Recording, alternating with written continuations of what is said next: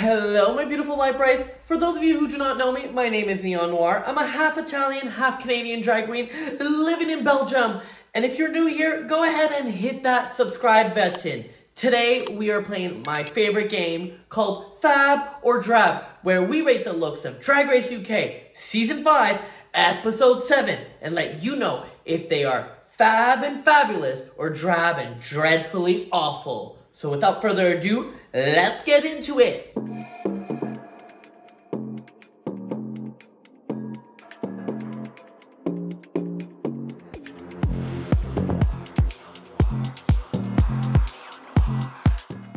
We are over halfway through the season and there is only 6 queens left. So these episodes are getting a little bit shorter, but we still have many more looks and many more runways to go. And this week's theme is Pijama-Rama.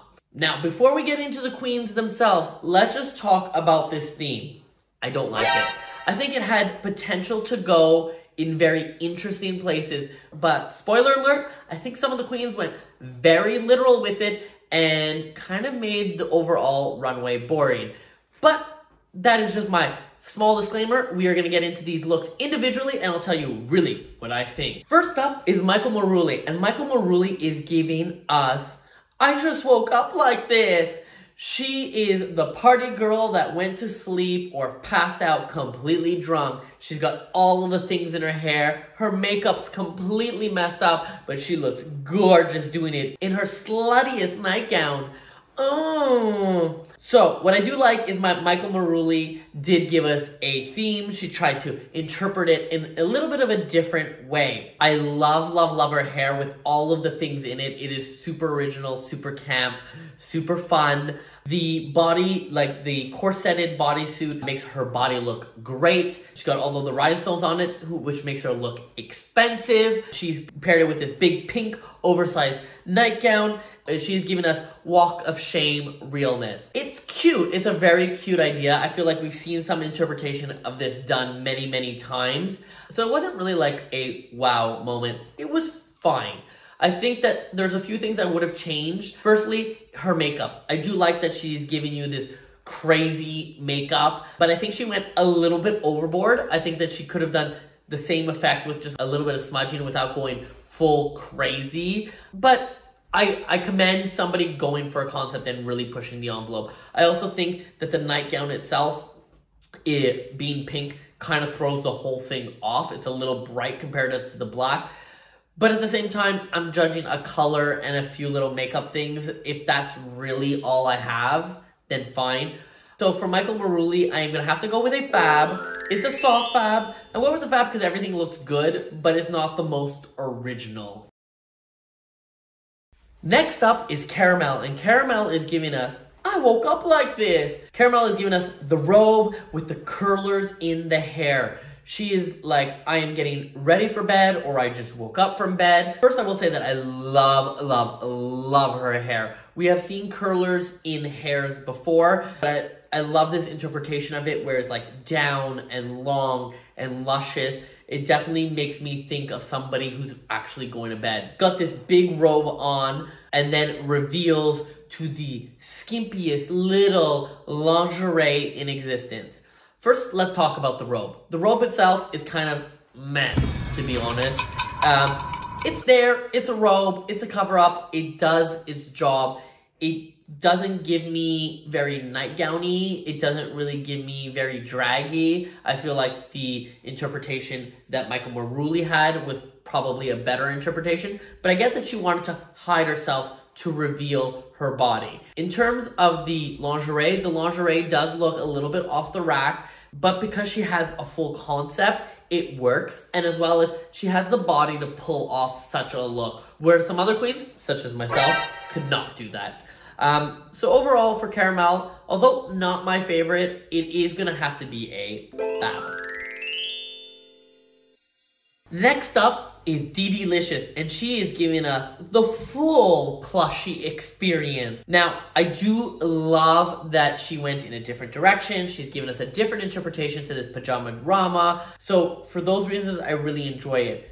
However, I feel there are a few misses. First of all, if you are the plushie, why is your face still beautiful? If she was gonna go there, I wish she would have committed to the theme and continued the zebra print and maybe even had the zebra muzzle on your nose to really give us the character. Then you have normal nails and normal hands and normal feet. Again, let's talk about a look from head to toe. She should have had gloves. She should have had her feet wrapped into the costume and really given us that character. Then, if you are giving us plushie, why do you have a boa with more plushies on it? That seems like some cannibalistic shit that's going on right there, and I do not approve. And it is for those reasons that I have to go with a drab for Miss DeDeLicious. Love the idea, but you just didn't get there. Next up is Ginger Johnson, and Ginger Johnson says she's giving us Dolly Parton in a John Waters film to trying to catch a man. Honestly, all of those words I did not understand. I also did not understand this garment. To me, she's dressed as a freaking bunny. I don't know what the bunny has to do with pajamas, loungewear, or anything like that. She does kind of look cute, and I love that she has a concept. Unfortunately, I don't get the reference to the concept, so it's really hard for me to fairly judge this. As just loungewear, it is not loungewear. You know what I mean? As a look, it's got a concept. Overall, I don't really know what to say. So for me, you know, I'm going to have to put it really middle of the road. Because I don't understand the concept and this isn't loungewear, I'm going to have to go with a drab. And if anybody really does understand the concept, can you just like leave a comment and educate a queen? Because this girl doesn't know what the hell is going on in this joint. Next up, we have Kate Butch. And Kate Butch is giving us glamorous 50s boudoir womana. She has painted herself from head to toe in grayscale, giving you that vintage movie vibe. She's holding her candlestick and she lifts her eye mask only to reveal that she is bleeding from the eyes, and you're wondering, what is wrong? She turns around to see, she is stabbed in the back. She is selling the concept. She just lies on the runway dead for 5 whole minutes. Actually, I don't know how long she was staying there, but let's just pretend it was 5 minutes because it gives the drama. It gives the moment. I really love this look. I think Kate Butch is the only one that took this idea and brought it into a different direction. She clearly had a concept with the candlestick, the knife. The whole story comes to life. There's a few things I would definitely change. First up is the bleeding of the eyes. You didn't need it. Honestly, you could have just come out with a beautiful mug and then revealed to the knife on the back. I think it would have been maybe even more of a surprise. And the other thing I would have to say is her makeup. Now, I've painted myself many colors before, and I can tell you that you really, when you do paint yourself a full colors, you do have to give yourself a lot of contrast. You can see that she used all shades of gray for her makeup, which you definitely need like 10, but what she missed is the black. I think the contour needed to be a lot more severe and done with some black just to give you more dimension in her face, or otherwise it looks kind of flat. So besides the little makeup thing, I would say overall for Kate Butch, it is definitely a fab. And honestly, I can't believe she even pulled this off considering all the looks she's had this season. Next up is Tomara Thomas, and Tomara Thomas is also giving us plushie, but she's going in a different direction. Tomara Thomas is coming out with basically all of the plushies stuck onto her. I will say that this is literally a bra and panty with a bunch of stuffed animals onto it. It is not the most innovative concept, but what I will say is that she does look good in it. This is Tomara knowing her figure, knowing her body, knowing her drag, and realizing that she doesn't need to do a lot to look good. And actually showing a lot of skin looks good on her. The other thing that I do appreciate is that she coordinated all of the bears on her. Unlike Dee, you can see that she really thought about what kind of bears, do they coincide, do they look good together, and she does. It's a little bit simple, and I hate that she can do this, because damn does she look good wearing almost nothing. But for Tomara Thomas, it's gonna have to be a fab. Girl, we are getting down to it. And with only 6 queens left, that is it for this week's episode. So who had my drab of the week? Well, that has to go to DeDeLicious. Oh, I know. DeDeLicious had a great concept, but just didn't execute it to the standards it needed to be. There's too many little details that were unhinged and just didn't make any sense. And that's why my drab of the week went to Dee. But enough about the bad. Let's get into the good. Who had my fab of the week? I cannot believe I am saying this, but my fab of the week goes to Kate Butch.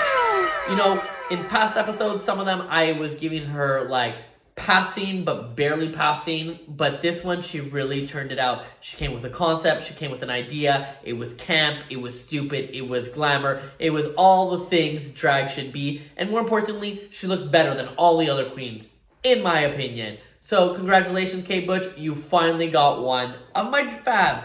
Yeah, baby. Do you agree or disagree with my thoughts? Well, go ahead and leave a comment down below. I read all of them, and I might even comment back. And while you're there, go ahead and hit the like and subscribe button because I am trying to get to 1,000 subscribers by the end of this series. So it would really mean a lot to me. On that note, my name is Neon Noire and I'll see you next week.